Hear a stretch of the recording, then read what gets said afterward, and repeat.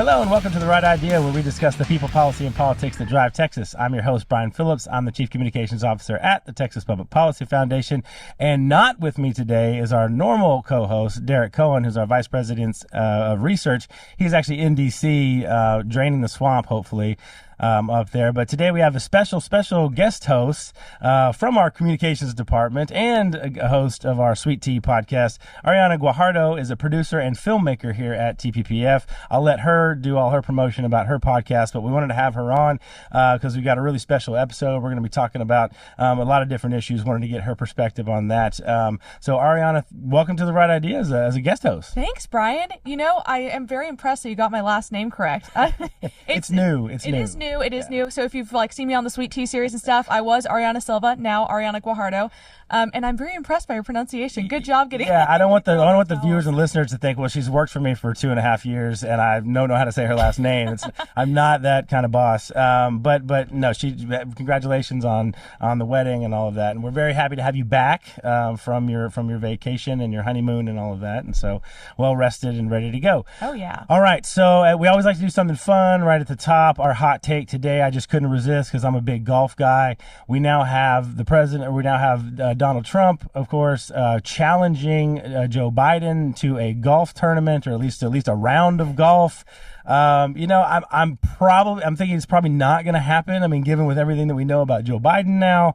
But what do you think, Ariana? Is that a good way to settle disputes and maybe even presidential contests? I'm kind of thinking at it from a film perspective. We've had presidential debates for so long take place and look like they're in the same format. I'd love to see a presidential debate, a little bit mix it up, maybe between swings on the golf course. I think maybe I love it. It's genius, right? Yeah, almost like a decathlon where you debate for 5 minutes and then you go hit a drive and then you maybe go do a putting contest or something and then come back and debate for another 5 minutes. That people would watch that for sure. Oh, I don't usually watch golf, but this might be my start. Maybe go to Top Golf and have like a long drive contest or something like that. Sponsored by Top Golf. Sponsored by Top Golf. Yeah, I love it. Okay, great idea, Trump. I think we should pursue that. Of course, my favorite part of the show is, of course, our shameless plugs. If you're not subscribing to The Post, it is a fantastic weekly newsletter that we do here. We do a number of different products that you can subscribe to, and you can find all of that at texaspolicy.com. But the one I like to pitch for is The Post. It's at texaspolicy.com/The Post. It has exclusive material, exclusive writings. I do a column every week in there. We always have something fun and Texas related. So if you're not subscribed to The Post, go to texaspolicy.com and subscribe /The Post, and you can subscribe there. I do want to do some cross promotion for your podcast. The Sweet Tea series. Sweet Tea has now got one season under its belt, and we're sort of regrouping, and we're gonna make it bigger, better, and badder for season 2. So tell the people what Sweet Tea is all about. Yeah. So Sweet Tea in the first season was really a way to be able to promote issues that are in Texas and a lot of women who are in the policy sphere. And part of that's just as a motivational point to show, especially younger ladies, like these are important things and you can do something about it. Mm-hmm. And I think that was like a really cool opportunity. And now we've regrouped at a focus group with women in their like early to mid 20s. And we're going to be getting into some more cultural things and viewing policy, I guess, through the lens of culture and being able to see how it matters from there. Culture, politics from a young woman's perspective. Yes. And if you want to keep up to see when that stuff's rolling up, I would recommend joining us on our Instagram, which is at Spilling Sweet Tea. Spilling Sweet Tea. Okay, great. Well, a lot of girl power here today. We've got Ariana, and of course, we've got our special guest, which I'm excited to introduce, Shelley Luther. She is a business owner. She is an activist. She is a lot of other things too, and she is also, of course, a candidate for state rep here in Texas. But I wanted to have Shelley on. So first of all, Shelley, thank you for being with us and being remote and taking time for us to be here with us today. Thank you. It's my pleasure to be here. Thanks. Excellent. All right. Well, Shelley, let's just jump right in. I mean, we have to talk about the number one story that is going on in America. And of course, that is probably the worst 2 weeks of any presidential campaign that I have seen in my lifetime. And I'm an old guy now, so that's actually saying something. But I can't remember a time, particularly when it's actually the nominee of a major party having a worse 2 weeks than what Biden is going through. Just your general thoughts. I mean, there's so many questions. Is he going to be the nominee? What's Trump going to do? Can Kamala Harris pull him back from the dead? Whatever. What's your just general feedback on what's and everything that's going on right now? You know, I don't know what's worse, dragging Biden around, what is the movie where they drug that dead person around all over the place? Weekend at Bernie's. Yeah. So it's a weekend at Biden's. Kind of like that. And I'm like, is that worse? Or is Kamala worse? So like, it's almost like worst case scenario in my mind. But honestly, and just speaking from, I don't know, like, I think it's pretty horrible how they're dragging him around and letting him think that he can do that. It's sad. If you look at a comparison of the way he was speaking and able to hold himself just 4 years ago compared to now, to me, I almost feel a little bit sad. It's really sad. That's a time when you need your family members to reach out and be like, okay, Pops, time for you to step back and enjoy the rest of your life. And of course, to that point, we're hearing that it's in fact his wife and his son that are the ones that are pushing him to continue to be in the race, despite at least reports that there are people on the inside who are starting to be more concerned and starting to recommend a different path. I mean, honestly, it's disgusting to me as someone that, I just went and cared for my mom who doesn't have brain issues, but she had, replacement knee surgery recently. And I'm there, taking care of her, and could not imagine if there was any kind of Alzheimer's, Parkinson's, they're saying, or whatever it is. No way would I put my family member out there, not just for their protection, but this is like the most important job in the entire world, and you're shoving him out there for that. So I think it's just disgusting, honestly. Another issue, Ari, and if you really listen to what the Democrats are saying about this, they're not saying, the ones who are saying that he should go, and we've got the George Clooney op-ed that came out that was kind of a bombshell this week in the New York Times. Others have sort of piled on. But when you listen to what they're saying, they're not saying, to Shelley's point, they're not saying he's incapable of being president. We can't have this person, because of his mental faculties, in charge of things like the presidency and the nuclear codes and all that kind of stuff. Like, they're not saying that. They're saying he can't win, so he needs to move on. I find that to be really cynical. So I've actually kind of seen two pieces of it. So I feel like people who are more in the politisphere of it are using the arguments that you're talking about he can't win. But I was listening to all the late night hosts who have been like really talking about the fact that like with the UN conference, he had to go to bed at 8 p.m. And so everyone's to like Stephen Colbert even, which is, first of all, I don't think anyone's seen Stephen Colbert because no one has cable anymore. But no one's seen Stephen Colbert talk about a Democrat in this position in probably years, maybe like over a decade. But he's there talking about Biden not like actually concerned and bringing up the nuclear codes of, well, what happens after 8 p.m.? Does the whole world stop? Like, is that 8 p.m. our time? Is that 8 p.m. Russia's time? That our world doesn't revolve around like what, like his it's time 5 o'clock somewhere, as they say. I guess. It's bedtime somewhere, maybe. But. Shelley, I want you to take a stab here too at the media, because obviously the media has done a major shift here as well, and sort of this narrative now that's out there that, oh, we were duped, when in fact they've been right there, with Biden the whole time. Literally a month ago they were defending him as saying these are cheap fakes. Remember that? These are cheap fakes, that the Republicans are being nasty and mean about this, and that this is not real. And now they've done this whole, oh, we were duped. What is your opinion of how the media has shifted on this? It's actually pretty nice that they're telling the truth for once. For the last week or two, we've actually gotten the actual truth from the left.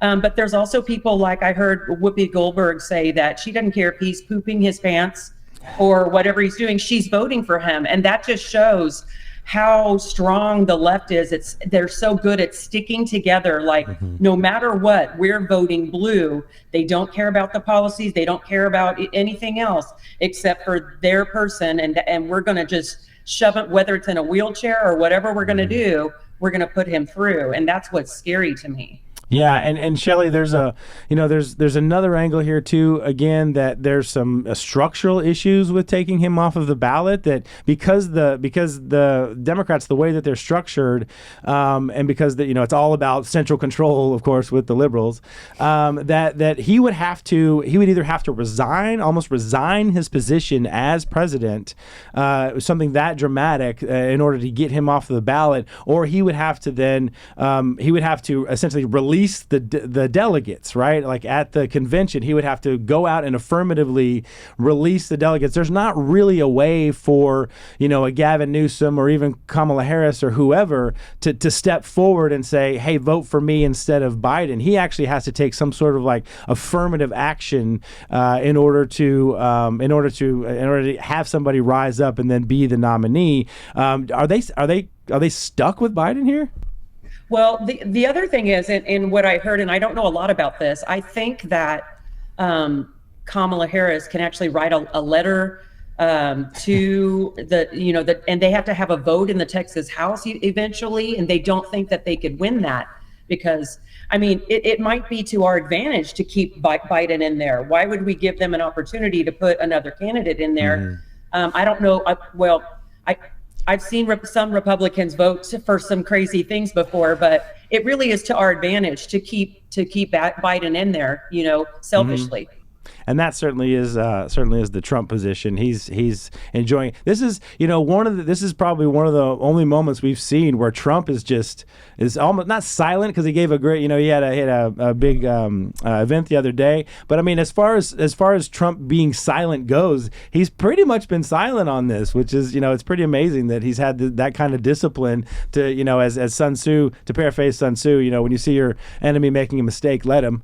And so it's pretty interesting his reaction on that. All right. Okay. Well, that's enough about politics and policy. We want to get to the right ideas. I'm really interested to get some hot takes from Shelley on some of these major issues of the day. And, I wanted to frame this, or I initially thought about framing this as kind of a girl power episode, right? Like we've got Ari, we've got Shelley. We want to talk about, quote unquote, women's issues, but I'll just be real honest. I'm not personally comfortable framing things in terms of women's issues or Hispanic issues or what have you. I've done campaigns before where I've gone out. I did campaigns in New Mexico, and that was one of them. Is that there was this framing of like, oh, what is a Hispanic issue? We would go talk to voters, and they would say, look, Hispanic issues are the economy and education and taxes and those kinds of things. It's not just immigration and so forth. And that was a long time ago when I learned that lesson. And so I just want to kick it to you. Do you have issues with? I'll start with Ari. Do you have issues with framing that in terms of like what are women's issues and what are not women's issues? Well, I definitely do, and I'm already going to be skeptical of anything that's going to be, I guess, used by the feminists. So based off of that, I'm going to at least be suspect. But then also, I think what we're seeing now, even if those were considered women's issues and women were bought into that idea, I think now online you're seeing a lot of people care about other things that are not traditionally called women's issues. So when you're like watching TikTok, which I get it like 2 weeks late on Instagram Reels, I'll be honest, but you're seeing girls talk about what's happening in the economy and about how much they're having to spend at the end of the month. And that's a lot of content, like see how much I'm spending or stuff like that. So I think that it's really weird to me to frame certain issues as women issues and not realize that all of these things are something that women are thinking about. Yeah, we might be spending too much money on golf equipment, and you all spend too much money on Lululemon. Probably coffee is what I was going to say. Coffee, okay, there you go. Shelley, but it is interesting. There's one of the reasons, we had this, of course, the so-called Pride Month was last month, and there's a big push from the right to make that Women in Sports Month, I think is what, there was a big tour that went around the country, advocating for this issue of not having men in sports, and we'll get to those issues as well. But from your perspective, is it important, do you think, to say that as a woman, as an activist, as a business owner, as a woman, I have something else to offer, something of even not greater value, but something of a different perspective, and it's important that me as a woman, do you think it's okay for to put that forward and say, listen to me because I'm a woman? No, I've never had that idea. I was raised by a Marine, a 26-year Marine veteran.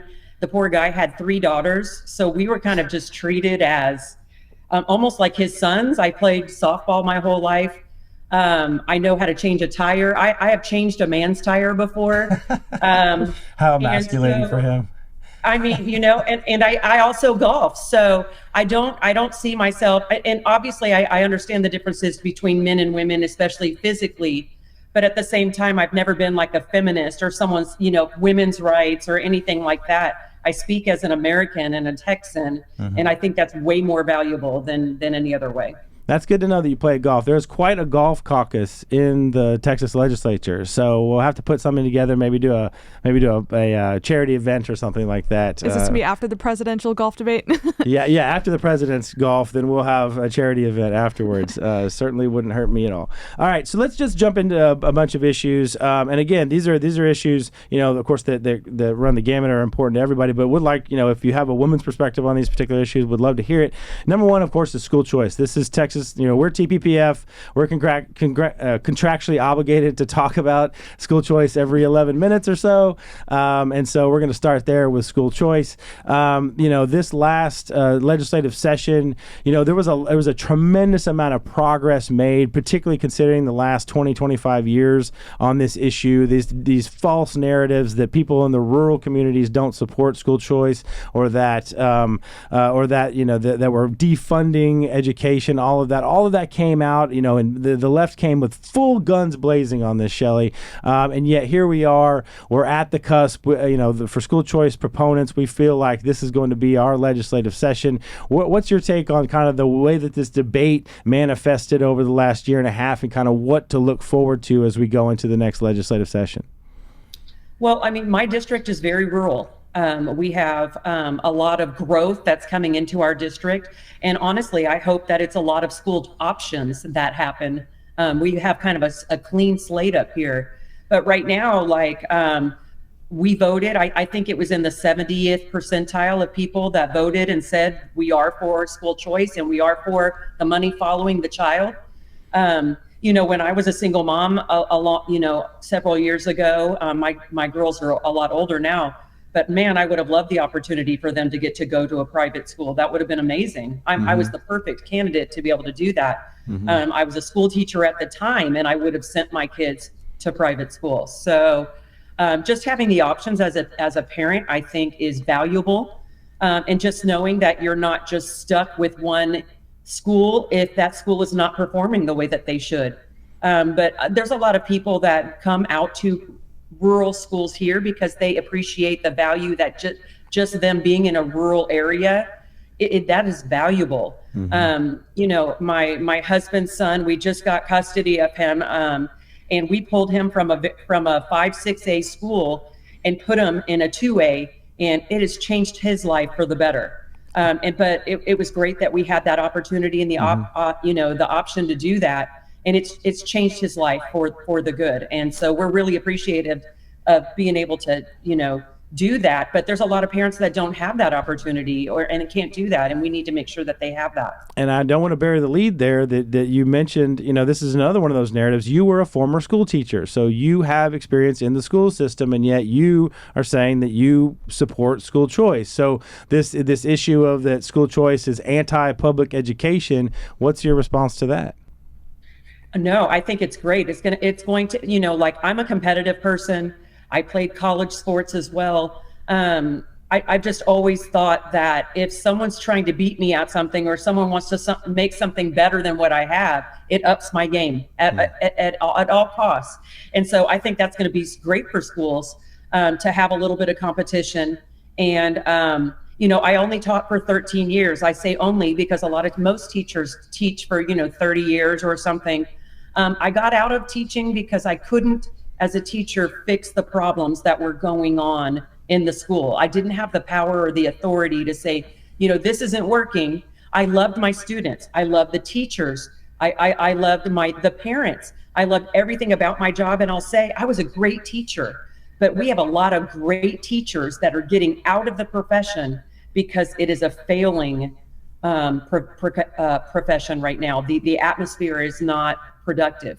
And so we need to change that. And I want to get into some of your solutions here in a little bit. But first, Ari, our colleague Mandy Drogan, who's been on the show a couple times, she says, she calls it, especially during the school choice debate last year, she called it the rise of the mommies. That was her language.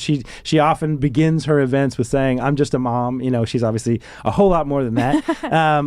But what do you make of that? I mean, is this a moment, particularly for parents, particularly for moms, to rise up and flex their muscle on an issue like this? Right. Well, you know how I was saying like that all of these issues are things that women should care about.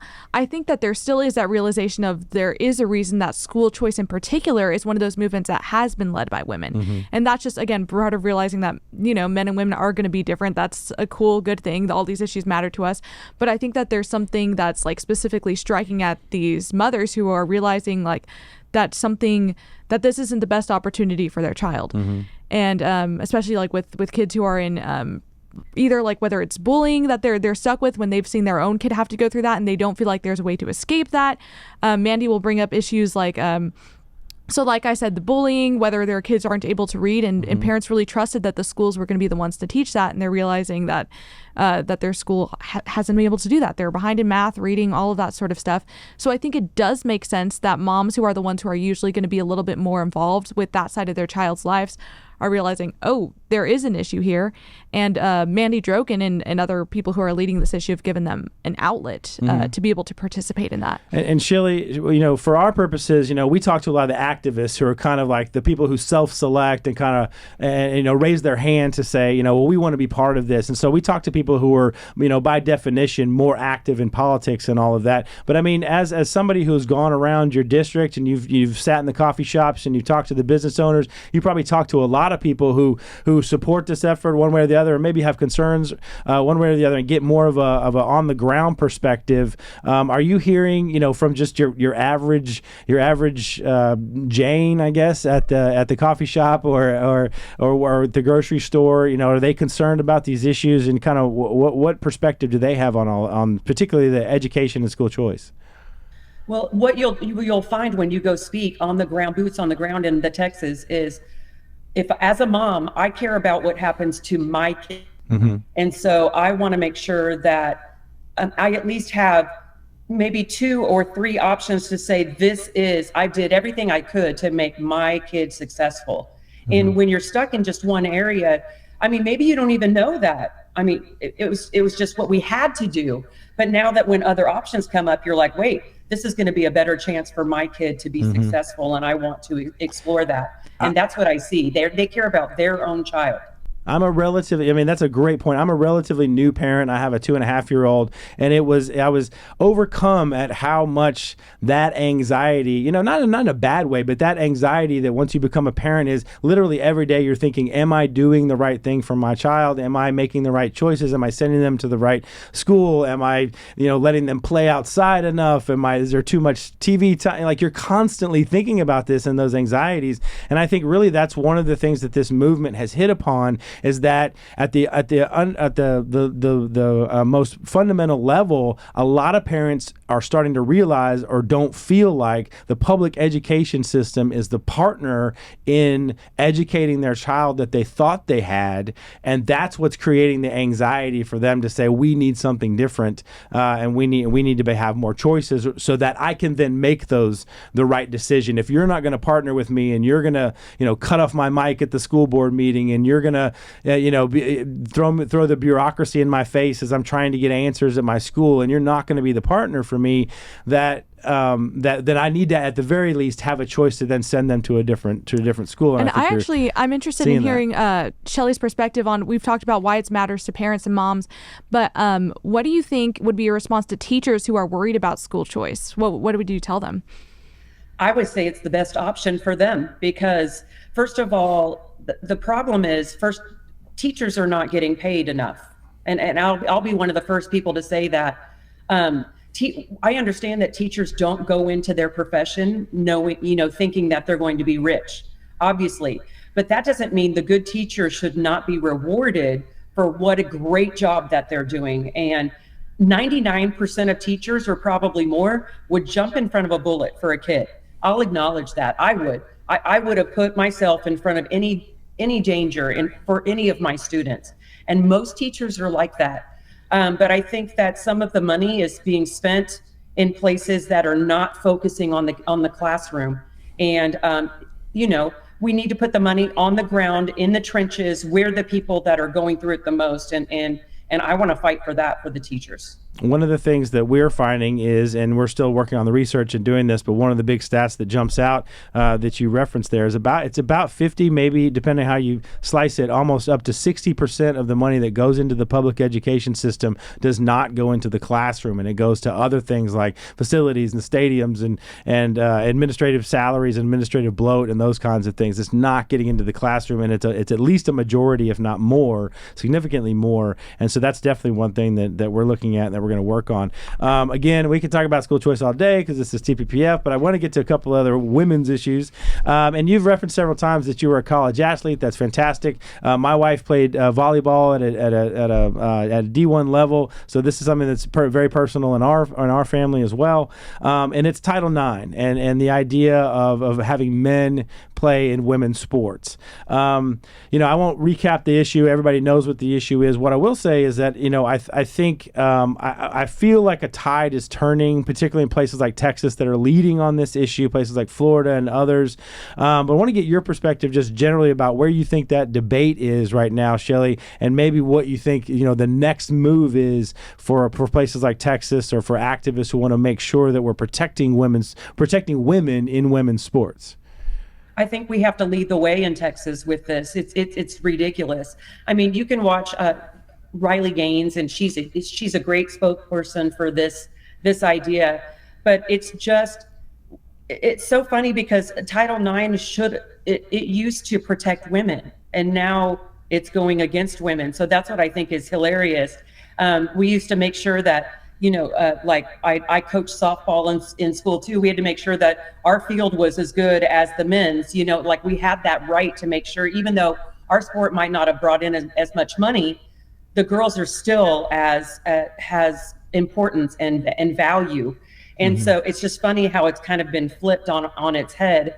And it's just really the wrestling and things like that. You really want to put a grown man into a girl. And when I tell you, like, I played softball since I was 8 years old, almost every single day. And I got really good at that sport. To come in and have, like a pro baseball player come in and play and just be like, what? I wasn't that good in my sport, so I'm going to come in and play with the girls. It's just ridiculous. It's absurd.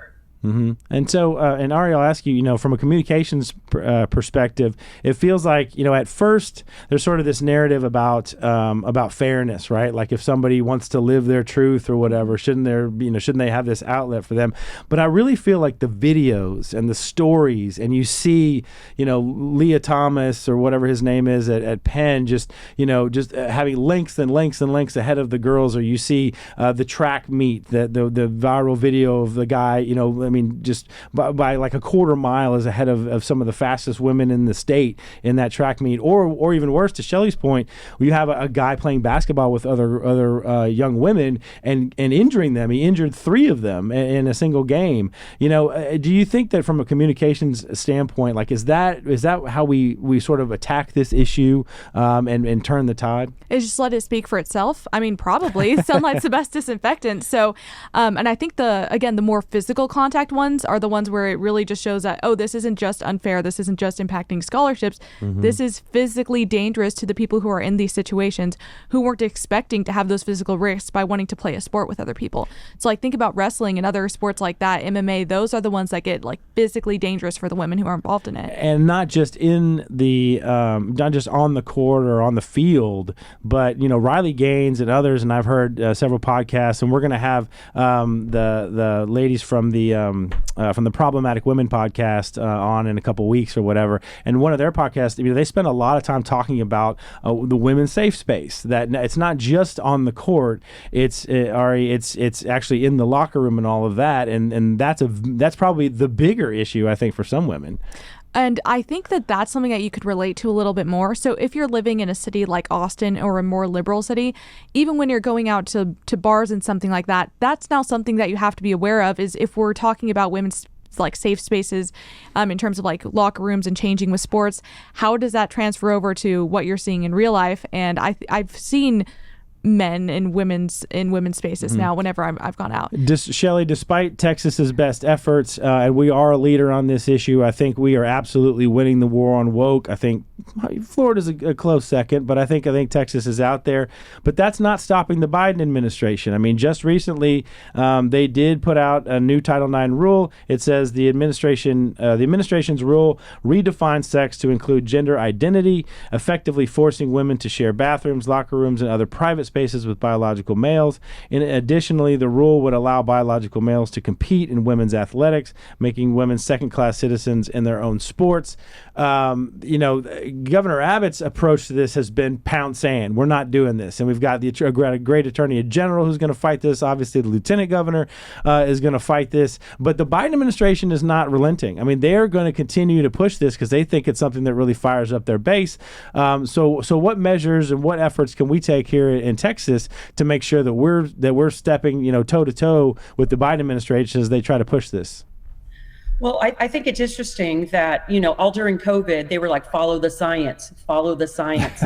And so now you're not, you are what you think you are, but not what you scientifically were born. You know what I mean? So it's hard to keep up with the left because they change the narrative so often. Mm-hmm. And so we can play by the rules and say, okay, let's go by the science, Right. But then when it's something that doesn't transfer into their next narrative, then all of a sudden, okay, that's not what we meant. Not that science. The science that's in my own brain is what I'm talking. You know what I mean? So it's just, I don't know if we're ever going to be able to reason with that side because they don't follow their own rules. So I think Texas just needs to be persistent and say state rules are more powerful than the federal government. You guys do what you want outside of Texas, but this is what we're going to do here and protect our women in our sports. That's great. You can't simultaneously argue, believe the science, but then also that men can get pregnant. This doesn't mix. All right, we'll move on to one more issue before we get into some other big issues. And this is just coming up. So earlier, I guess a couple weeks ago, the Senate Armed Services Committee. This is in D.C. So the U.S. Senate Armed Services voted to require young women to register with the Selective Service for the draft should one be officially reinstated. This is essentially drafting our daughters. Real hero on this issue is our own Texas congressman in this area, is Chip Roy, has been fighting this issue for quite a while. If things couldn't get any crazier in the wrong direction with women, men and women's sports and all of that, now we've got a Democratic Party that has voted to affirmatively to pass this amendment to essentially draft our daughters. I mean, would you ever think that we'd be in a position like that, Shelley? No, and I'll tell you, I have two daughters, and one's only 21. Over my dead body would she go to a war that she didn't sign up for. So now, if it's something that she chooses and she wants to do it, I'm behind her 100%. Like, you want to do that, and that's what you choose. But no, we are not going to be having that. Sorry. Is there no position on the left that is too extreme for them to take? Well, this one's a weird one because I think it's interesting that people are surprised by this because they've been soft marketing this idea, I think, for several years now. So if you looking at the advertisements that have been put out for different types of services or trying to get people to sign up for Navy, Army, you name it, all the branches, or even things like border security, I've noticed even I just drove back from the Valley a few days ago and all the signs trying to get border agents have women on their posters. So I think it's part of this, I think it's been a long plan of marketing and trying to just get people more familiar with that idea.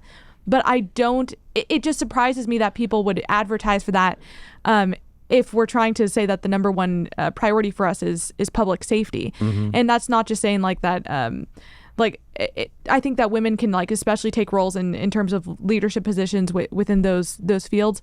But I have a friend right now who's in customs. She is 5 foot flat out there at the border, and even she talks about having to be scared. She wears her hat really low on her head and her sunglasses at all times. Mm-hmm. But she has to make sure that she has at least a male counterpart there with her in case something goes wrong. I bet she's pretty bad. I bet she can is take for her you down. size. Yes, but at the end of the day, you don't get to that position without being able to prove you can be out there. But at the end of the day, if you have a guy who's over 6 feet tall and she's this 5 foot flat, something bad happens, that if something goes wrong.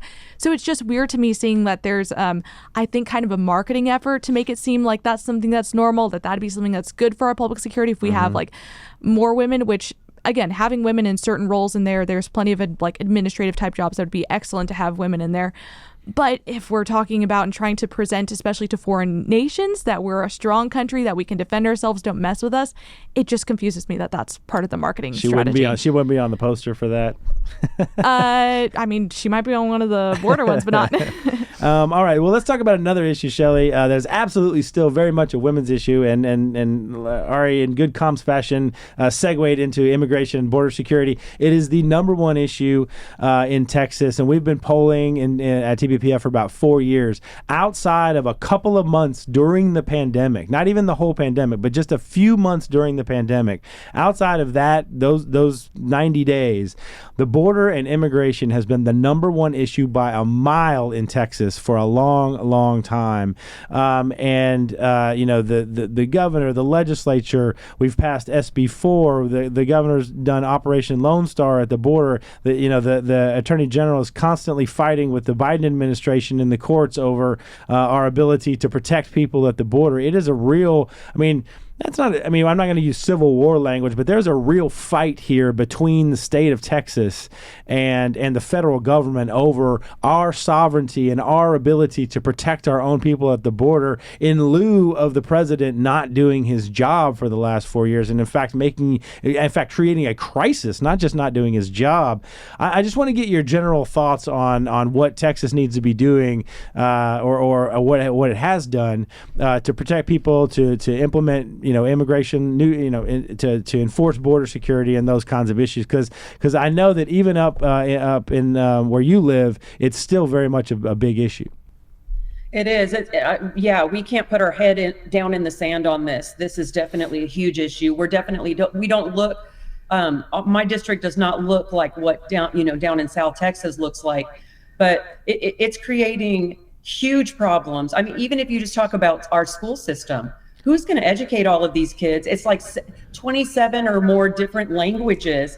Our schools are already suffering, and we're letting these people in that the federal government is saying that we have to educate.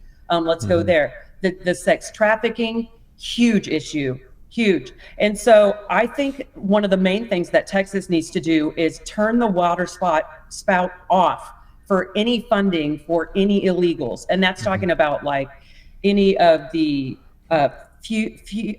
free hospitaling, free hospital stays, just giving them money, giving them cell phones, whatever we do to make their stay more convenient needs to completely stop. And I think that the word would get out and they at least won't come to Texas. But we've got to stop making it easy for them to come over here and then welcoming them here, because they're not welcome. You've hit a couple of issues that were huge, obviously sex trafficking and then the cost of illegal immigrants here in this country and all of that. One of the big issues that's emerging now that's being raised by, in particular, our colleague here at TPPF, Amon Blair, is what he calls the weaponization of mass illegal immigration. And in fact, you have not just the cartels sending folks in here, but countries that are not our friends, like Russia and China, are actually coming in and setting up, shadow police forces. I mean, the Chinese are setting up shadow police forces to police Chinese immigrants who are here to make sure that they're not, fomenting anti-Chinese fervor in this country. And so it's a national security. I mean, they've been linked to all kinds of cyber attacks and things like that. Is actually a national security issue at this point. It's not just simply a cultural or assimilation issue like it was discussed, 10, 15 years ago, but it's now causing real national security issues as well, Shelley. Yeah, no, I think it's a huge problem, and anyone that thinks that's not just has their head in the sand. I'm just happy that we've done a good job of protecting our 2A amendment rights, because honestly, we're not far from that. And I know that seems very conspiracy theory and all of the things, but it's like, I live out in the country. It wouldn't surprise me if people wanted to come in here and take over my place. And I know that sounds crazy, but it's just not. And so I'm glad that we have the right to bear arms here in Texas. And I hope that when Donald Trump gets in office, we get a hold of this immediately, because I don't think that we can stop it without his help. I mean, Governor Abbott's doing everything that he can, but at the same time, it's just for one state to protect itself from all these countries coming in, it's just crazy. Some have projected we're on the order of 30 million illegal immigrants in this country now, which is definitely going to change the fabric of our culture. All right, you probably have done more filmmaking on this issue than probably any other issue here. You have a wonderful series that you did, I think a 4-part series a couple of years ago on the border. You've been to Mexico a couple of times, working with our border security folks here in the building. So you've kind of had you've been right there in the middle of it, right? Well, behind that, and I lived right by it, like 15 minutes away. And of course, you're from, I don't want to say, is it South Texas or the Valley? You're from, I don't want to get that wrong. Well, South Texas encompasses the Valley. The Valley is just like the southernmost point of that. I'm going to get that wrong both any way that I say it. Both are correct. And so maybe even from your personal experience, but also from your experience here at TPPF and going and chronicling and documenting the real border crisis that's down there. Talk about some of the people that you've talked to and that you've interviewed, and some of the products that we put out here highlighting the border issue. I think the one that struck me the most wasn't just talking about what's happening directly on the border, but just a little bit farther north of that at the border points. So one of them, we were in Falfurrias, which is where they have like the checkpoint. So every time I come back from the Valley, you have to just drive through, say that you're a U.S. citizen, keep going on your way. But there's, we did this one interview and with someone who's working down there, and specifically with the immigrants who are going through these like desert areas to get past that checkpoint, and they're spending days out there in the desert, and several of them are dying. So we're like going through these police records that they have and just seeing like the body bags, pieces of like human remains that are left behind, just like bones that have like from just being left out there in the desert. And I think that was the most shocking point of realizing how big of a danger issue there is. And so it's not just how it's impacting American citizens and their danger, but how this is impacting I guess people who've been fooled and tricked into thinking that this is a safe journey that they can take. And instead, you're hearing these horrific stories of what's happening to women, to children, and then also to men who are dying. That in particular, that video, I remember it vividly because it is deeply emotional. I mean, it's one of the, I forget he's a border official, and he's just talking about what they found and like what happens on a daily basis down there. And it is deeply emotional. It's incredibly tragic and heart-wrenching. So great work on bringing that to people to say that this is the nature of what's going on here at the border, and I think we did that several years ago when people started to pay attention, and now of course there's a ton of attention about what's going on at the border. Right, like we started saying years ago, every city in Texas is a border city, and I'm glad that message is now a national thing where people are realizing every state is a border state. Yep, absolutely. Shelley, I want to give you an opportunity.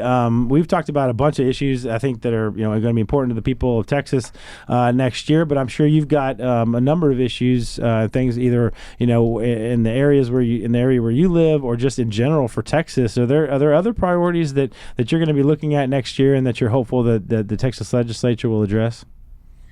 Well, I think as a freshman coming in, I'm not going to go into the Texas legislature and be knocking heads and doing all kinds of. I'm a realist, but I think for my specific district, we've got the growth that's coming in.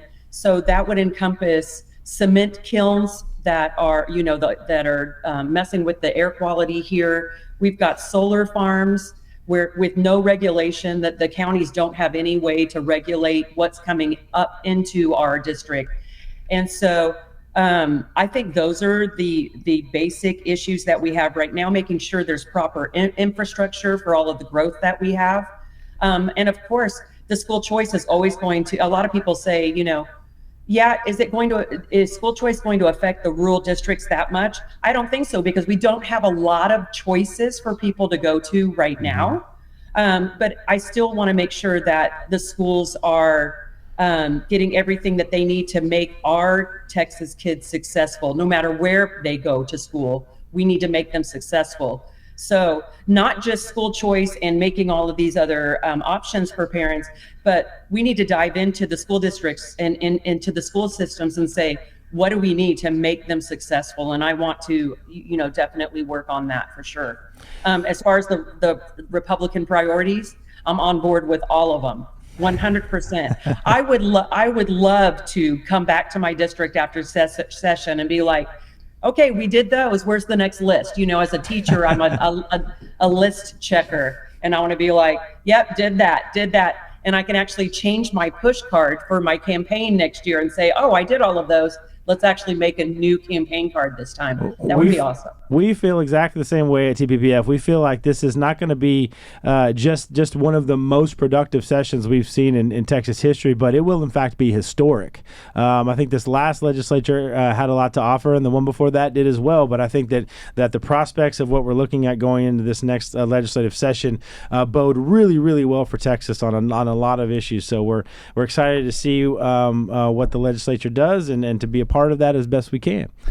Shelley, we're going to go into our 10-minute drill here at the end here, but I wanted to say thank you so much for joining us. It's awesome. If you'll stick around for a little bit, we may throw it to you to see if you have any opinions on our witty banter back and forth here at the end. I'd love to. Thank you.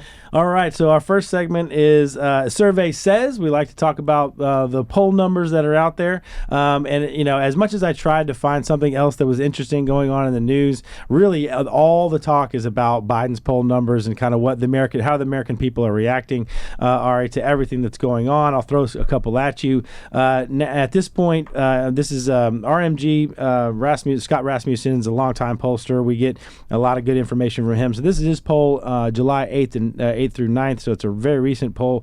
46% of the American people, voters, think that Donald Trump is likely to win the presidency, to only 38% now. Now that's not who will you vote for, but obviously the feeling what they think there, the outcome's going to be, right? Yeah, what they think the outcome is going to be, and so you've got an 8-point spread there. A couple other numbers, and this is interesting. 46% of voters think that White House staff, cabinet members, and mainstream news reporters participated in a cover-up to hide the truth about Biden. 47% of voters, including a third of Democrats, believe that the 25th Amendment should be invoked and that President Biden should be removed from office. And if he is removed from office and Harris is on the ballot, 44% would vote for Trump and 42% would vote for Harris. 9% would vote for somebody else or just not show up. And I think that's what particularly the Democrats are the most worried about, is people not showing up. So what do you make of some of those numbers? I think what I make of it is looking back at the 2020 election, we had record numbers for Trump and there were record numbers for Biden, but I really think both were just record numbers of people putting in their opinions on Trump. Mm-hmm. That's why I think the number that surprised me most is how many people were 9% just saying that they weren't just going to vote at all, or they were going to vote for someone else. So I think that's their momentum's just dead now. Yeah, Shelley, it's kind of an interesting question. How do you think this affects voter participation? I was looking forward to having all of the Trump voters come out and vote in my race, because it's helpful in my race. Obviously, that's how I kind of looked at it, as like a selfish point of view. But I just don't see, as a Democrat, no matter who they throw up at this point, I don't see them showing up to the polls like they thought they would. After that debate, that was the worst move possible that any president could have made, was to go live on that debate, because it gave America the view of exactly how out of it he is. Yeah, political communication, the number one rule is no unforced errors, right? Only talk about what you want to talk about, and that seems to me to be one of the biggest political unforced errors in the history of American politics. All right, let's get into our second segment, which is called Lies, Damn Lies, and Statistics. We generally will talk about some research here, but I had this one. This is actually about a congressional vote, Ari, that just happened recently. There was a vote on the House floor to prohibit anyone except actual citizens of the United States from voting. So no non-citizens are allowed to vote. I think honestly, most Americans would probably be surprised to learn that that's not already illegal, that there is no federal law about that. And yet the Democrats, all but 5 Democrats, voted against that, essentially saying that in their view, non-citizens should be able to vote in this country. What do you think the political fallout of that's going to be?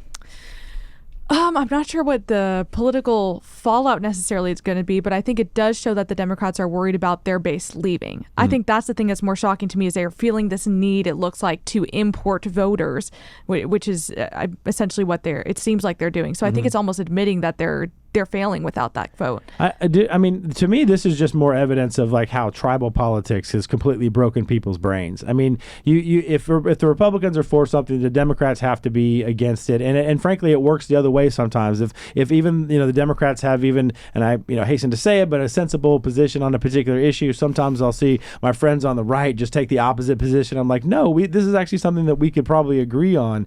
You see this with some of the most extreme positions. We went through it this last legislative session with the gender modification issue. You see this with the Democrats supporting abortion right up until the moment of conception, and I feel like those kinds of issues, again, it's more the tribal political side of things where it's just like, well, we have to be for this because the other team is for that, and I think it hurts our politics.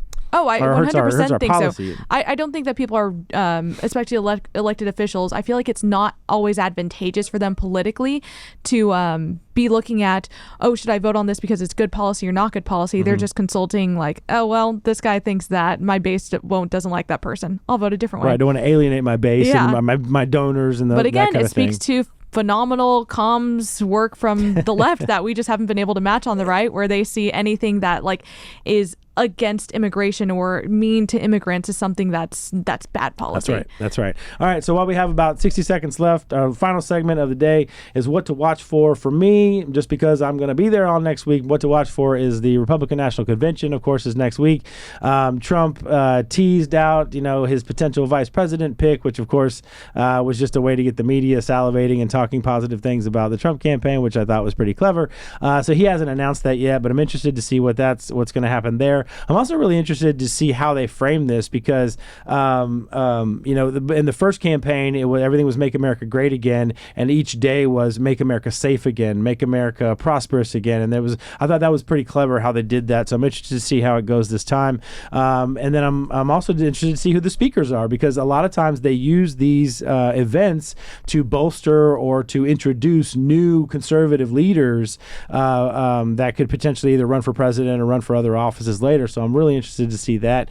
What about you, Ari? What are you watching for? Well, actually, in that, I'll pick on one of those things that's going to happen. So I heard that Ron DeSantis is now going to be one of the speakers for the event. So Excellent. I think to watch for is how he fits into the Republican Party now, especially after his presidential campaign. Good call. Shelley, anything on your radar that you're watching for over the next couple of weeks?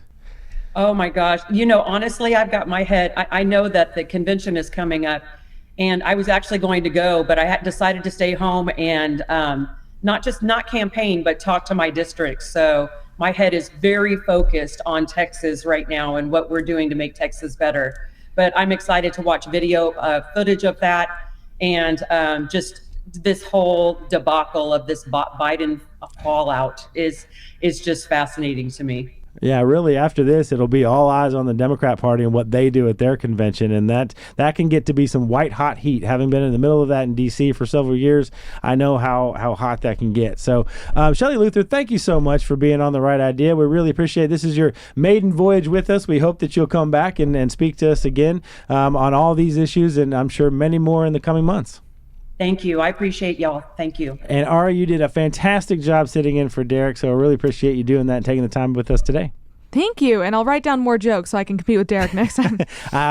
He's definitely the jokester guy. So, but sometimes his jokes are so over my head, I just have to pretend to laugh. Fair. But anyway, and for our listeners and for our viewers, thank you again so much for watching and listening and being with us. And as we always like to say here at the end of the program, in the words of Sam Houston, do good and risk the consequences. We'll see you next time.